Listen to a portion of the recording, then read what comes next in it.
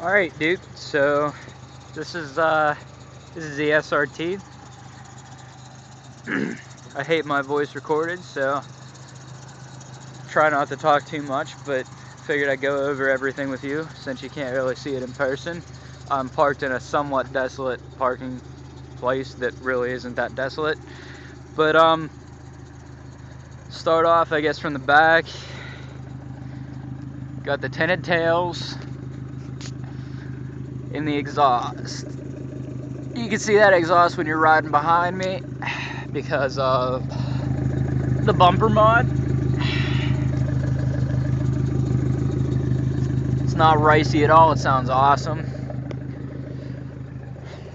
As I said, the spoiler, there's a little bit of, like, this is all condensation because it was rainy a bit last night and it's sort of a dewy kind of morning.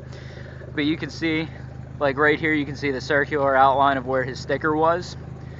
Other than that, on the windows, this is all, even on the fronts, this is all 20% tint. Going around from the front, well, the side, I mean, it's hard to see in this light. I don't know if you even can with the dew there and everything, but you can sort of kind of see the stripe that's going on. It starts out thick down here, like long stripes, and then it gets shorter as it goes back the car. So it's really hard to see. The wheels are the stock wheels, coated black. Lug nuts were just put on last week. Tried to find red ones, couldn't, so I did black, and they're locks, and I have the lock for it too. Calipers are all red all the way around. I run 93 only, as if I needed to show you that. But there's no major body defects. As I said, the hood's pretty clean. That's actually the only sticker I left on the car. There's a small dent on the hood right there. It's hard to see unless I point it out. 12K HID headlights, and those are the 3K yellow fogs. That is a Godspeed 4-inch thick intercooler. I'll show you how thick it is later. I'll get close to these paint chips here. That's a good one. That's going to get touched up with red, so you won't be able to see it as easily. And that one. So those are your main guys right there. This lip started coming off, so I'm going to redo it again. $7 at Home Depot, so. But side markers are red with tints over them. As I said, the side skirt was broken. That's right there. It's hard to notice from far away, but once you get close, it's pretty noticeable. It's not really worth it to me to replace it, to be honest, because they're kind of expensive. No other major body defects at all. Other than that, it's pretty clean. In the right light, you can catch that there's a slight little dent right there, but not a big problem at all. Interior wise, it's locked. Back seats, I got my stuff back there for sale sign. That'll come with the car, because hopefully if I get yours, I'll keep it. But it's pretty clean. Those are Pioneer 6x9s that come with the car. Stock back seats, that's just dust, it'll come off, I swear. It's not on there permanent, but it needs detailed out. I'll do that before I show it to you for sure.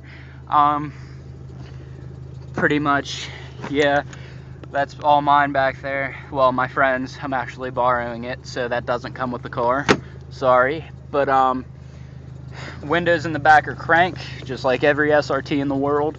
Tint was done really well. Noticing I'm already almost halfway through my time here. Front,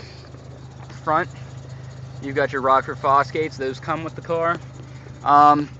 These are your Viper seats. As I said, that one has that tear in the bolster. I hate it. I use the seatbelt to cover it. Up on here, that's my trip odometer.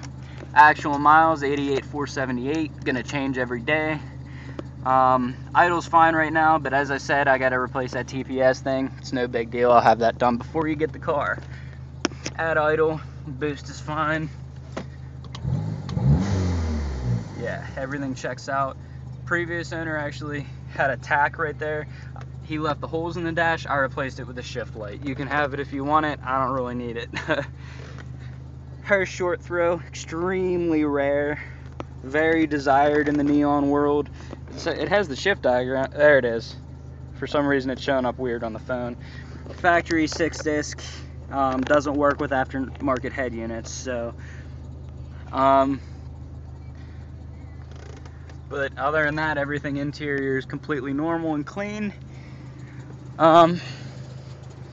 It's got the 7-color LEDs up underneath. They're set to purple right now because my girlfriend likes to mess with me, but the controller's in the center console. And they're in the front and the back. So there is no hood latch because it's completely unnecessary when you have hood pins. It doesn't budge at all. Inspection stickers, everything checks out with those. Everything works.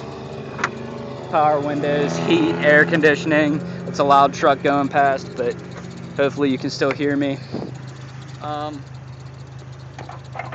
Up underneath, it was wet, as I said, and I just started the car and put it here, so it's squeaking a little bit. Like I said, it'll go away after about 10 minutes.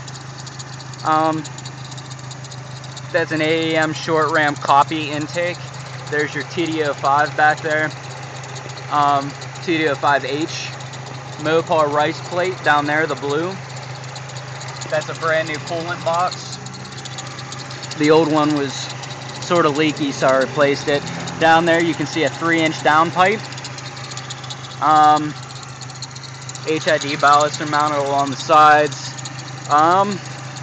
Other than that, I really don't know what to show you under here. Battery's new. It's not the cleanest, but it's not the dirtiest either. As you can see, the intercooler down there, it's just about the thickest one you can get for this car that'll actually fit in the car. So it's extremely large, and it was very expensive, to be honest. Other than that, it's idling fine. Pretty much everything's okay with it. That squeak's just gonna get louder. Sorry, it's sort of embarrassing, but over the phone it probably just sounds like white noise.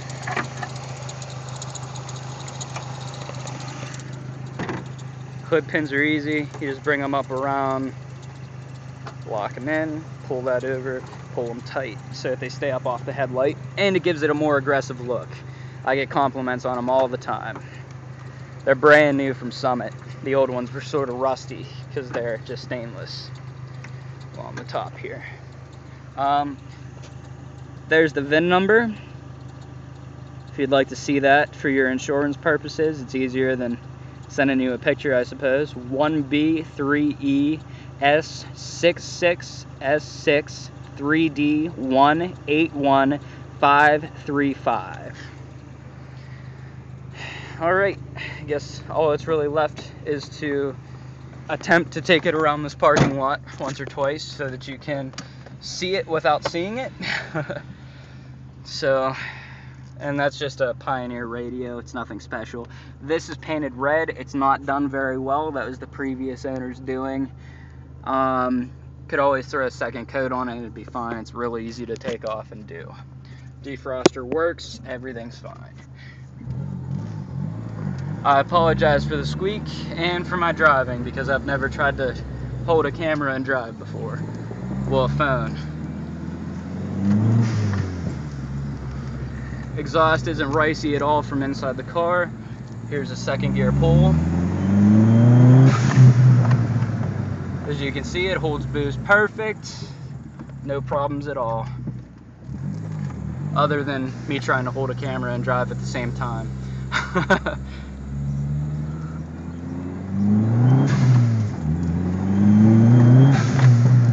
It's actually losing traction because the ground's still a little bit wet, and that was just first and second right there. Trying to show you. Oh, I went over. Fuck me.